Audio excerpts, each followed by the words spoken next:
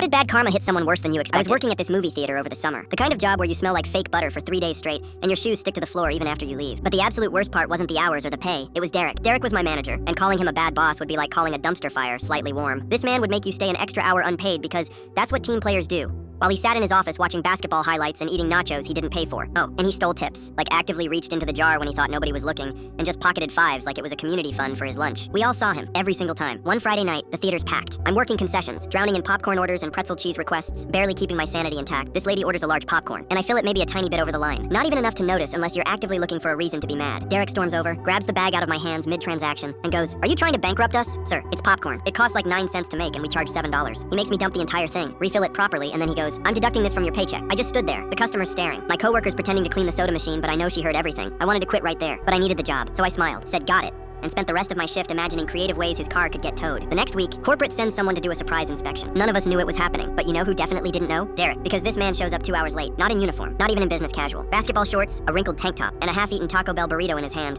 like he just woke up from a nap in someone's backseat. And the inspector's just standing there, right at the entrance. Clipboard out, already annoyed. Derek freezes, burrito mid-bite, and goes, "Oh hey, I was just checking the parking lot. Sir, you're holding a quesadilla." The inspector doesn't even respond. Just writes something down and says, "I'd like to see the security footage from the past month." That's when I knew it was over. We all did. Derek tries to laugh it off, says something about technical difficulties. But the inspector's not playing. They pull up the footage right there in the office. And it's bad. Like, career-ending bad. There's clips of Derek asleep at his desk. Clips of him pocketing cash from ticket sales. Clips of him literally clocking in his girlfriend who didn't even work there so she could collect a paycheck. The inspector goes silent, writes more notes, makes a phone call, then says, "We'll be in touch." By the end of the week, Derek was gone.